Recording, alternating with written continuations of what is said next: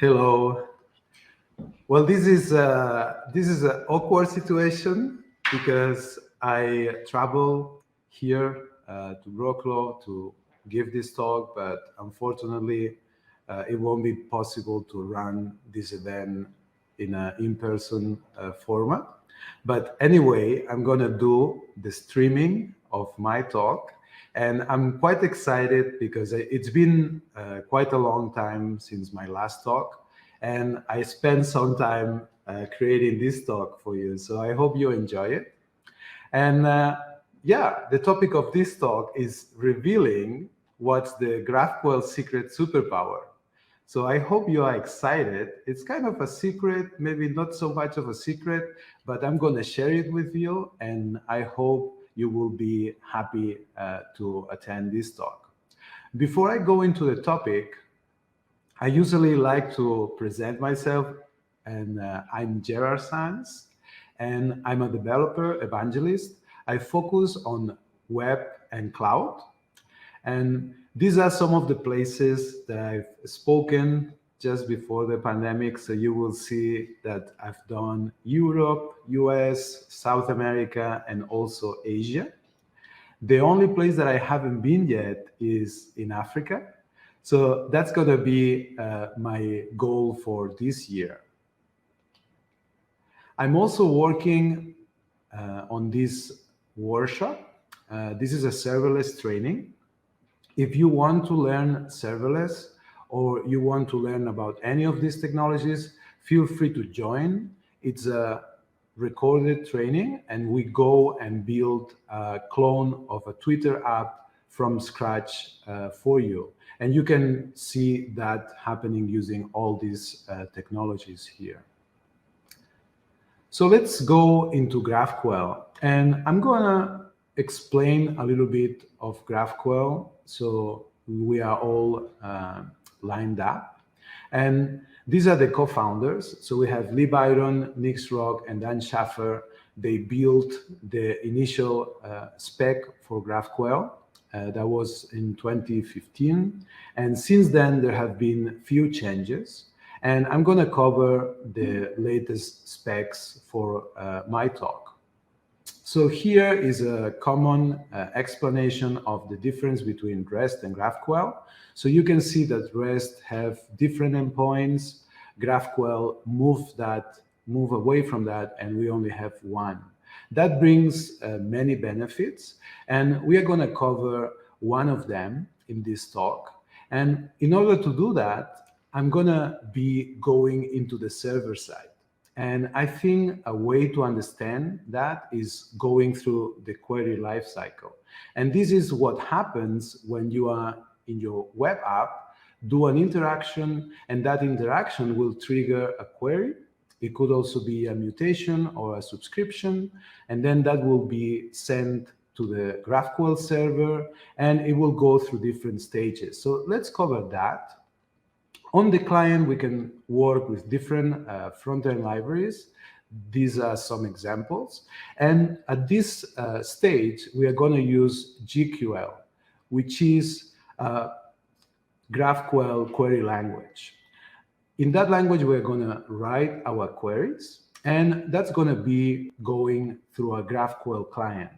There are many GraphQL clients. I guess most of you have used Apollo. There's also AWS Amplify that you can use, and that will trigger a query, a mutation, or a subscription, and will go to the endpoint that will be the GraphQL server. Here, the first thing that will happen is it will go through a parse stage, and that will break down the query, and it will first validate that it's correct. And in order to do that, we are going to use the schema. And the schema is going to use the schema definition language. And we are going to be working on that today. After that, it's going to go into the execution stage. So we break down the query. We validate that the query is valid. And then we will execute that query, what will end up being calls to different resolvers. That will bring the results from the backend. We can use any numbers of data sources in this phase, and that will send back the response. That will get to the GraphQL client and back to the client. And this will be the query lifecycle. Of course, after that first interaction, we can trigger another one, and it will follow exactly the same path.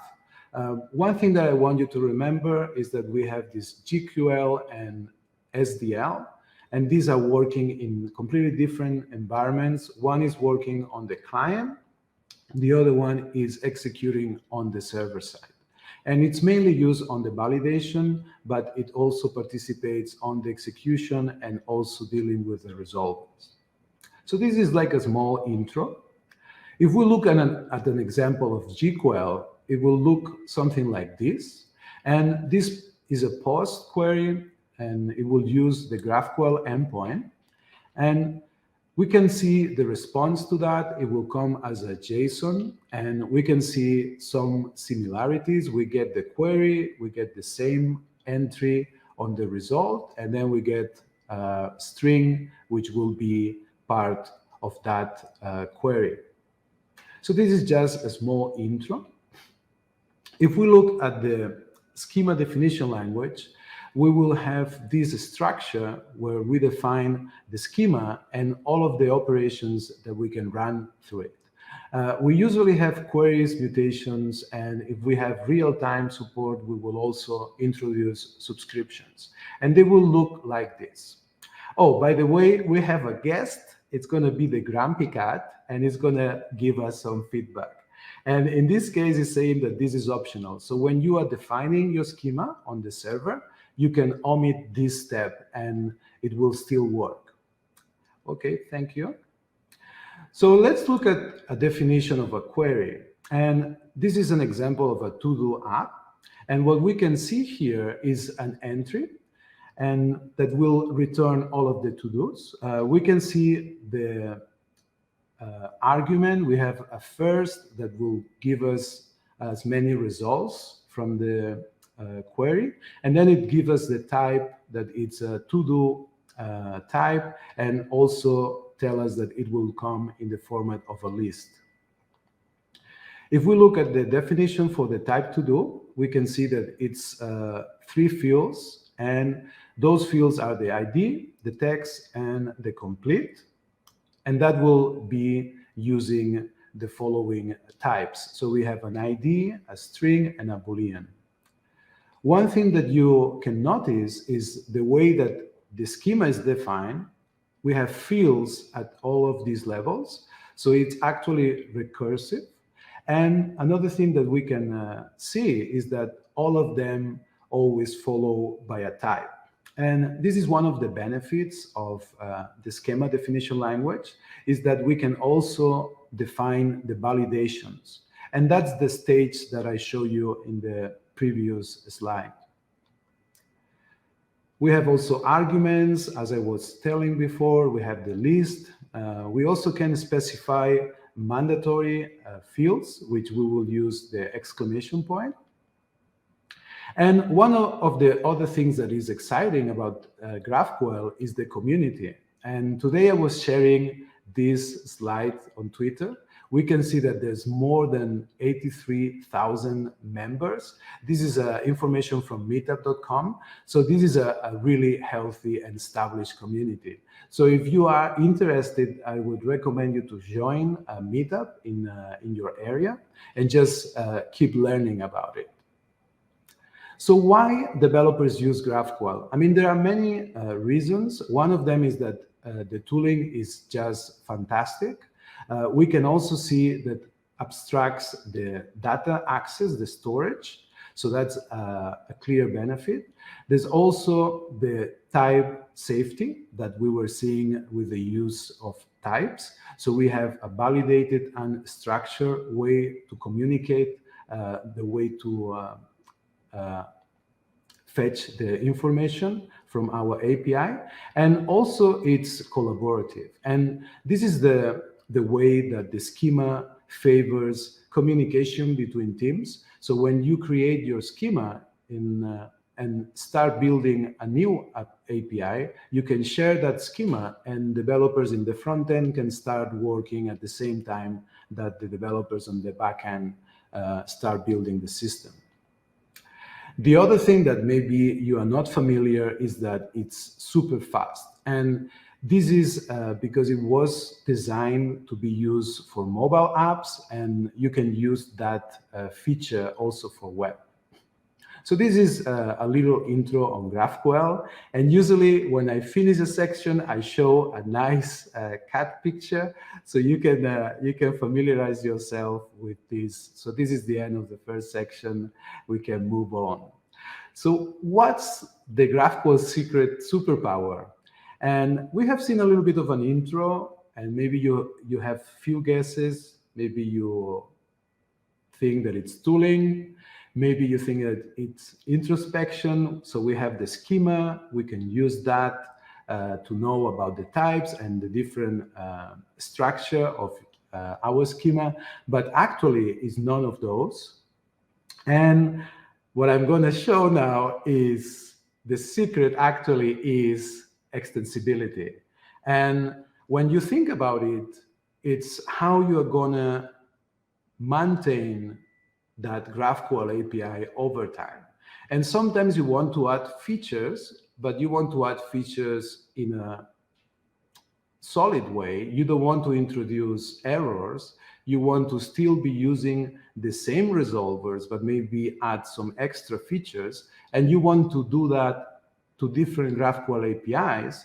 And actually, GraphQL introduces what I'm going to talk today, which are the GraphQL directives. So this way is a way to change the behavior, but without actually changing the code, which is like really cool.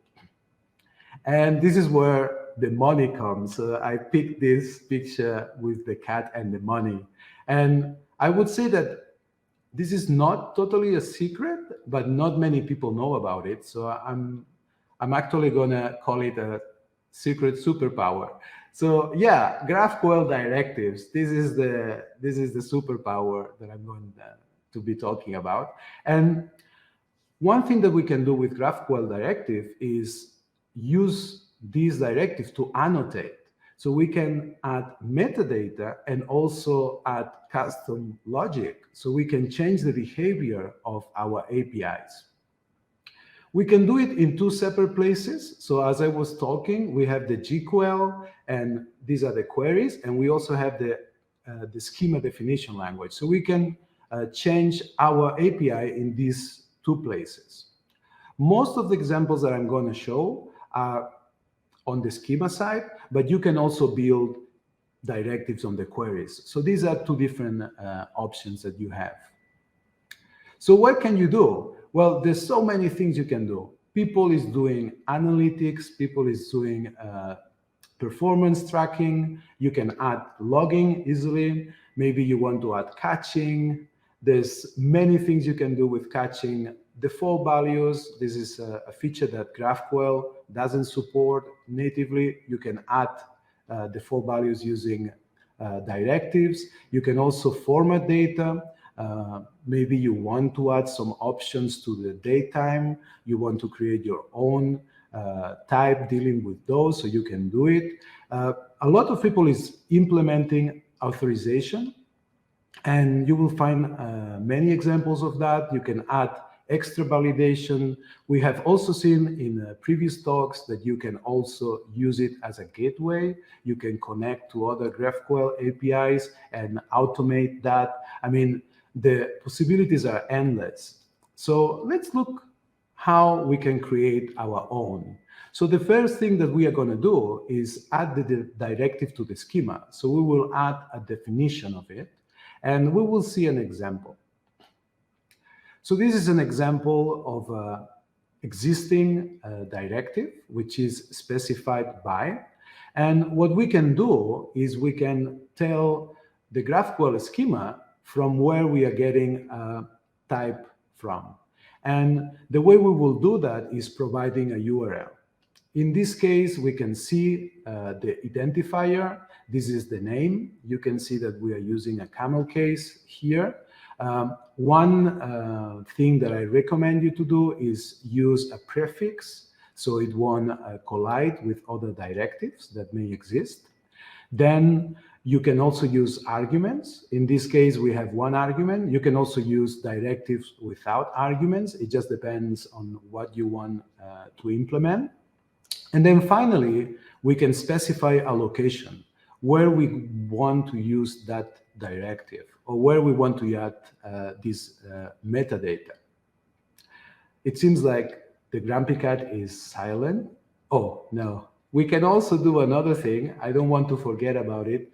We can also use repeatable. So if we add repeatable at the end of the definition, that means that we can use the same directive more than one time. All right. So we already created the definition. Now we can use it. So we have this type, which is using a universal UID.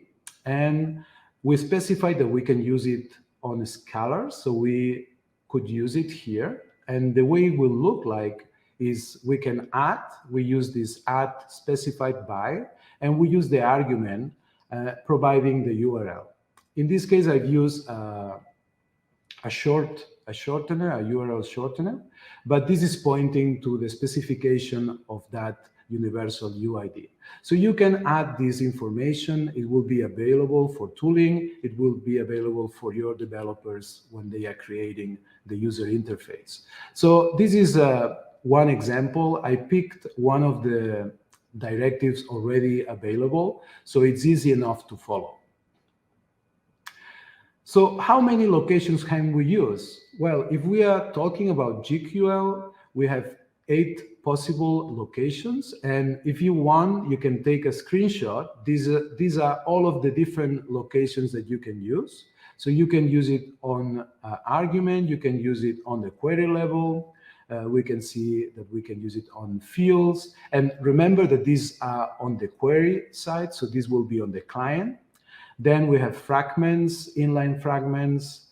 If you are not familiar with fragments, you can define fragments that will take few fields that you are going to use in different places in your queries. So you can refactor those into a fragment definition, and you just need to specify the type. There's also directives that can be used with mutations and subscriptions. So you can actually provide these extensions to your users. And we won't be looking at many examples on the query side, but we will be focusing more on the server.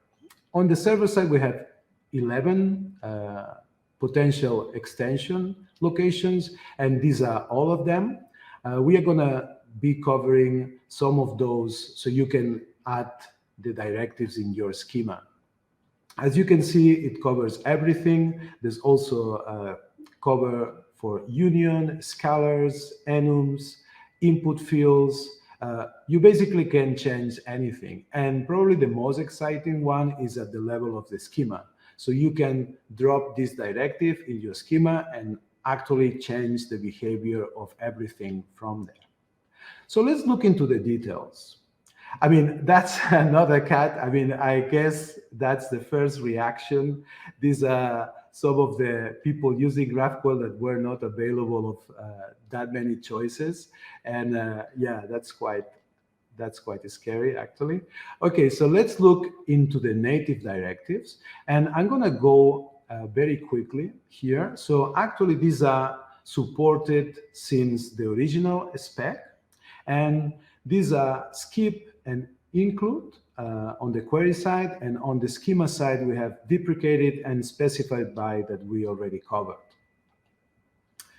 So let's look very quickly at how skip is defined. So we have a normal definition. We have directive, skip. We have one argument. So it's going to take a Boolean. We can see that it's using the exclamation point, so it's mandatory. And then we can use the skip directive in 3 different places. So we can use it on a field, on an inline fragment, and on a fragment spread. Let's go over some of these with examples so you can familiarize yourself. So this is a query using the skip, and it's going to take a Boolean that is an argument, and we can see that. The way this will work is that we can decide in our query if we want to use the name field or not. So actually, we can introduce these dynamic queries in our clients.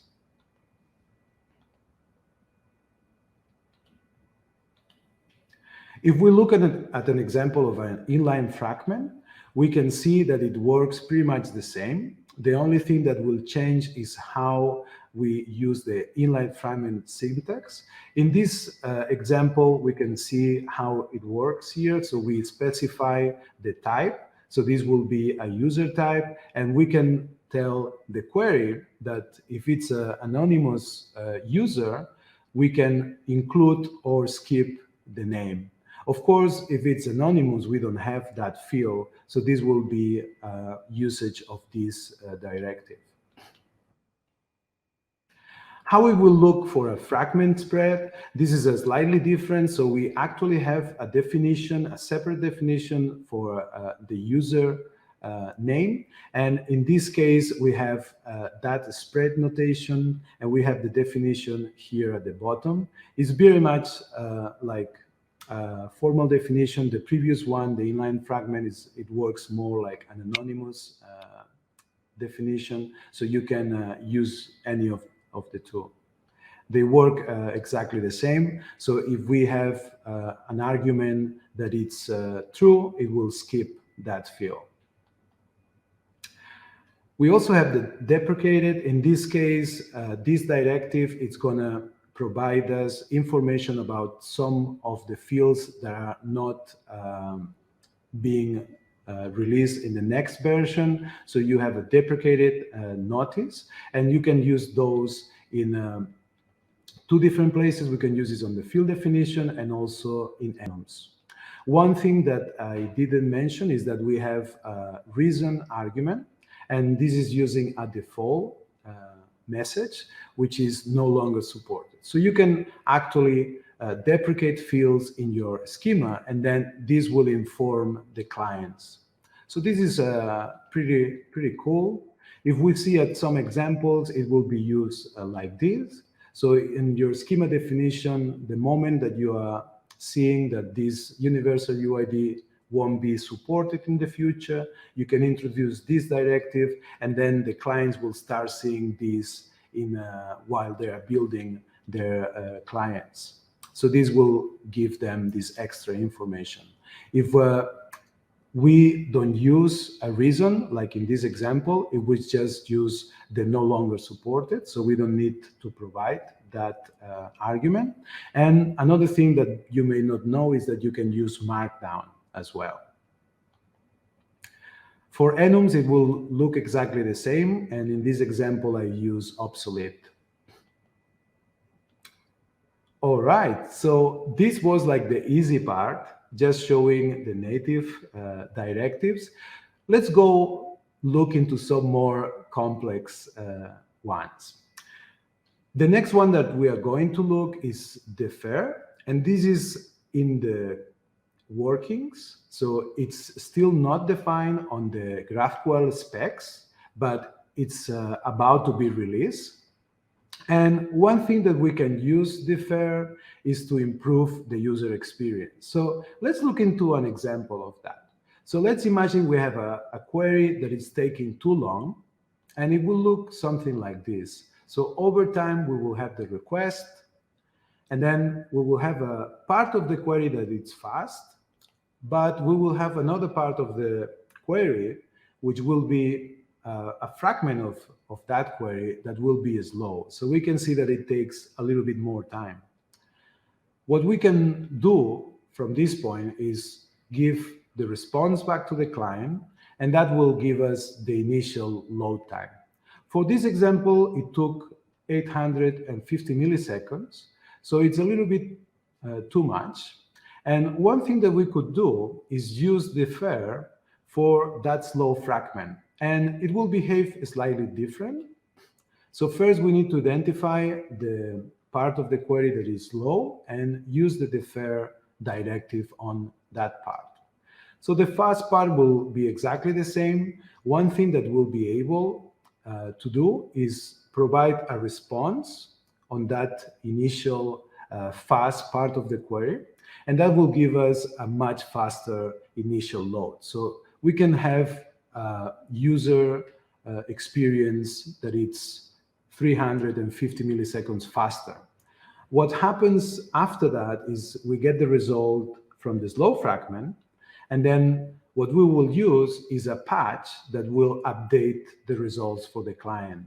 So when we do the query using defer, we will use a different protocol. We will use HTTP patches. So we will keep listening to that request and we will receive the updates. So let's look into that. This is, as I was saying, an experimental feature, but it's going to come in the next release of GraphQL. So it's quite exciting. This is a directive that it's to improve the user experience, so the user doesn't have to wait that much.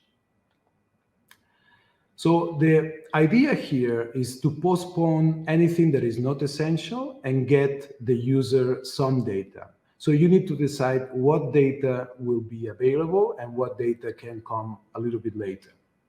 And you will use defer to express that. That will implement they will use a different protocol. This will be HTTP multipart, and it will just send the different patches as they are becoming available.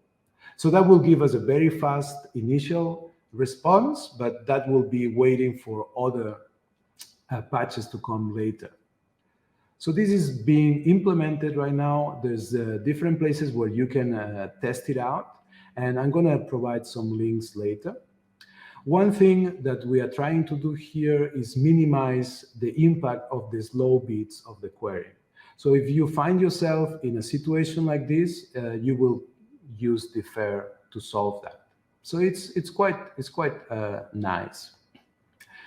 One thing that you need to realize is that fragments can only be of one or more fields. So you need to put these into a fragment. And I will show you an example of that.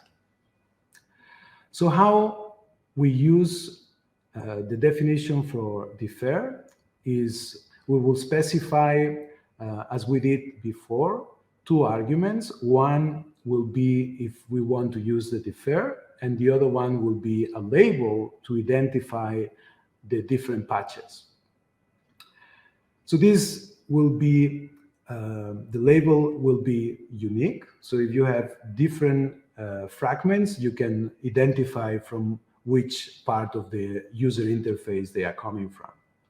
This will only work for fragment spreads. So this is something to take into account. And we will look into an example. So let's imagine we have this query, and I'm going to use this technique that introduces the defer directive.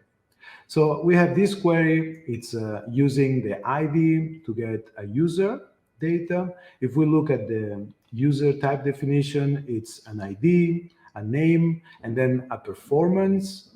And that performance is indeed another type, which is the employee file that will give us the final review. What happens here is that this is another system. So we need to access that external system that it's slow, unfortunately. So we have some data in our GraphQL API that is fast, and we have another data coming from another system that is slow. So we are going to try to fix it.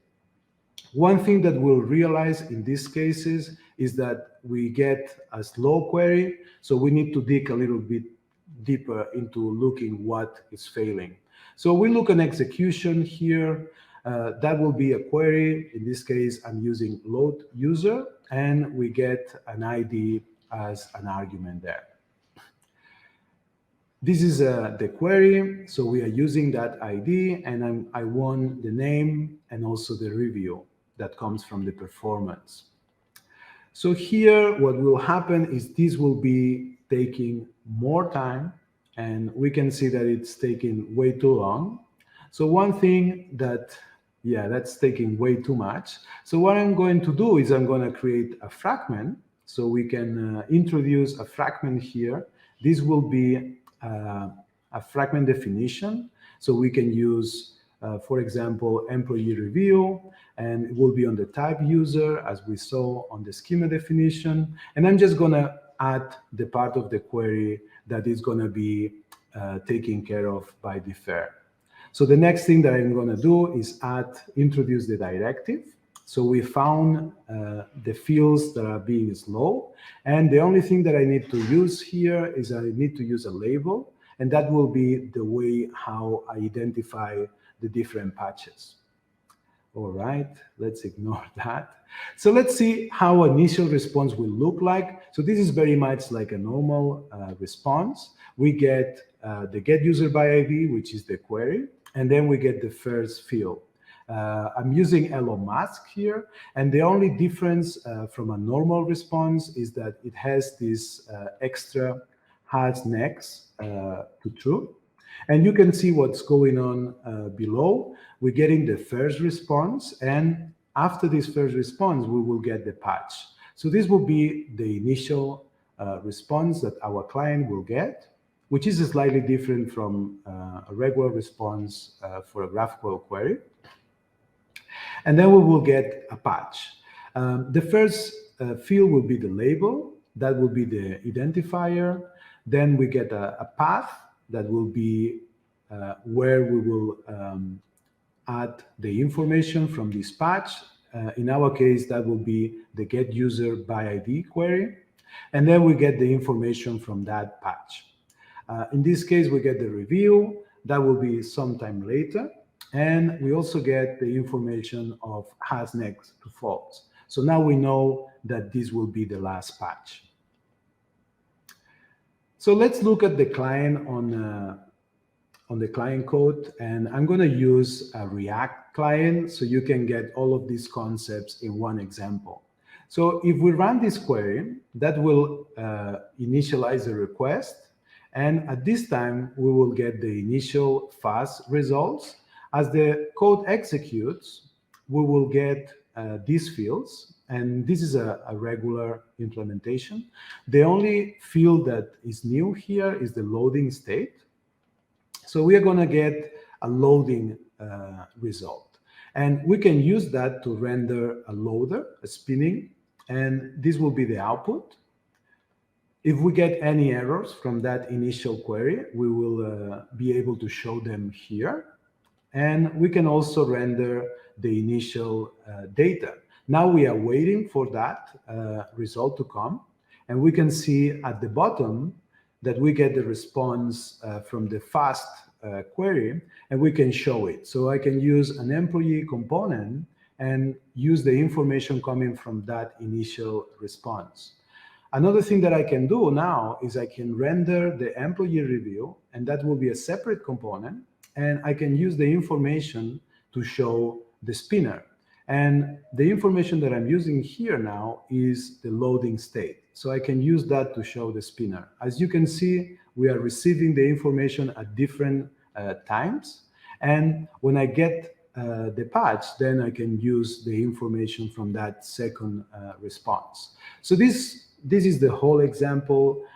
This is coming in the next spec for GraphQL. There have been few changes to the original spec, so this is an exciting change that is coming.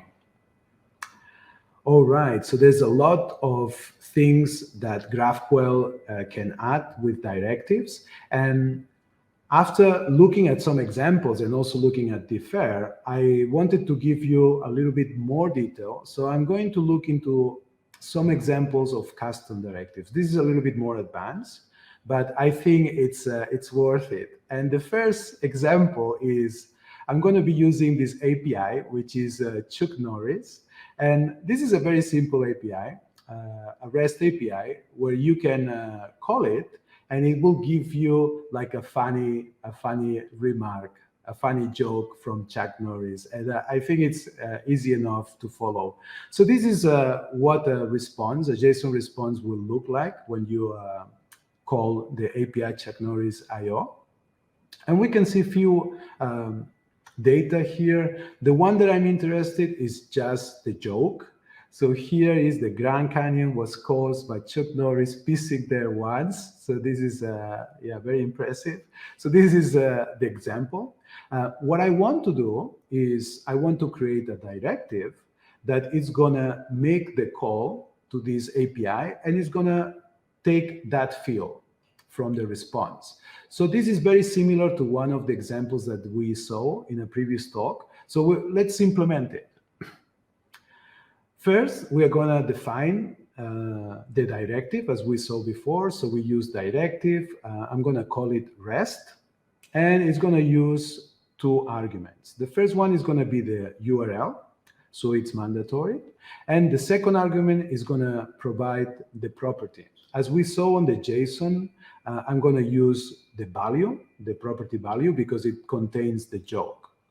I'm going to use it on a field, and this is how it's going to look. So I'm going to use the hello query, which returns a string with a welcome message. And I'm going to change it now to use this REST directive.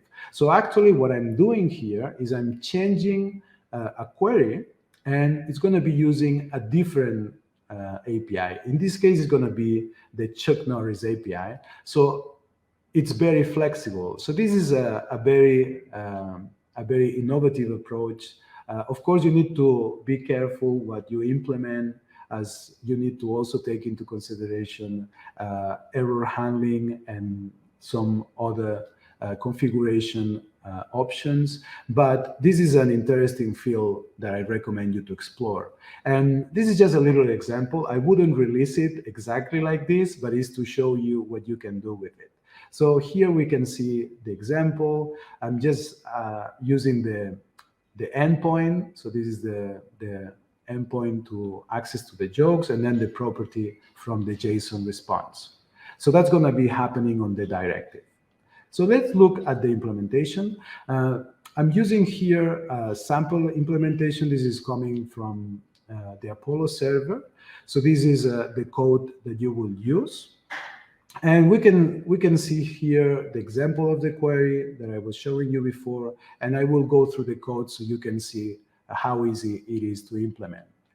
So one thing that you will find is the location. So this is the object field. We are using that on an object. We can see that on the hello string. This is where I'm going to use my directive. And that will return a function that takes a field config. And that's important because that's what we're going to use to implement our directive. So I'm taking that, and we are going to take the metadata from the directive, and I can do that by providing the schema. That's one part of the arguments that you can see at the top. Then I'm going to take the field configuration, and I can use the name of my directive. That will give us the information of the directive. In this case, you can see it at the bottom. That's the URL and the property. And then if that comes back with a result, I'm going to take the URL and the property. And what I'm going to do is I'm going to use fetch to make the call, and then take from the response, I'm going to use the property and return it back. So let's look at that. We can see here that I'm creating this async function that will be waiting for the fetch to return. And I'm going to take the JSON response from that, and then I'm going to pick the field that it's the joke in this case. So as you can see, that's the whole code. So I would say that it's not crazy. It will take some time to implement, but it's something that you may want to explore. I've created this example so you can play with it live. So this is bit.ly Wroclaw -rest, so you can experiment with it on your own. I also created another example, which you can check later. And it's very similar. What we'll do is take the result of your resolver and make it uppercase. This is another example. and you can see the code here. In this case, I'm gonna replace the resolver for that function, and I'm gonna use the original resolver to change the result to uppercase. So this is another snippet that you can use. I'm also providing you with the code so you can play it live. I just checked it before the talk, so it's still valid, and you will be able to change it if you want to try different directives. So everything is possible. I hope I show you the things that you can do with directives. Probably you were not aware of them. People is using them in different ways, so I hope you can create some nice directives from now on. So yeah, take it to work, make an example tomorrow. Yeah, tell me how are you going to use it? If you want to know more, you can use GraphQL tools. They have implemented a few of these directives and more, so you can see actually the implementation for some of them. There's also another resource that I want to share, and this is GraphQL Elix, where you can play with defer. You can also play with stream, which is another directive that is coming. And this is a nice server where you can play and use this with your current GraphQL server.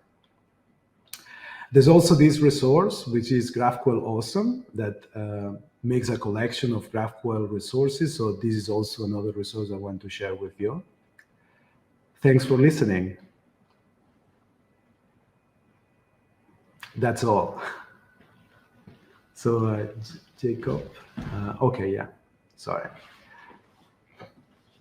All right, so we are moving now to the Q&A, and I'm just gonna go over the questions. So let's see the first one. So is defer on the HTTP layer working like long pooling, or will that make two requests? Okay, so this is using the HTTP multipart. So it's part of the HTTP spec. The only thing is that you need to be using that, and it has like wide support. So actually you don't need to change anything as long as you are using HTTP multipart. And it will keep one request open. It's not long pooling as it is, it's HTTP multipart. Okay, so another question, how does error handling work if there is an error retrieving the deferred patch update, and can this error be returned to React? Well, it works exactly the same. So what will happen is if you are making another query, that will come back with the different arguments, and this is the loading and also the error. And then you have access to the response using the data. So it's working exactly the same. The only thing that it's not defined is how it will be implemented on the GraphQL client. So I'm showing here what Apollo has shared. There are a few articles showing examples, and I'm using these examples from Apollo. The final implementation, it will depend. Once the GraphQL spec is released, we will see how the final implementation will look like. But it will look more from the example that I've shown, that's coming from GraphQL Apollo.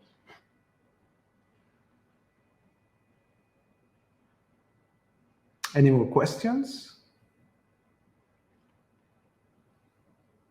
Okay, so that was the last question. Thanks a lot for listening to me. I'm gonna call Jacob to finish the event, to close.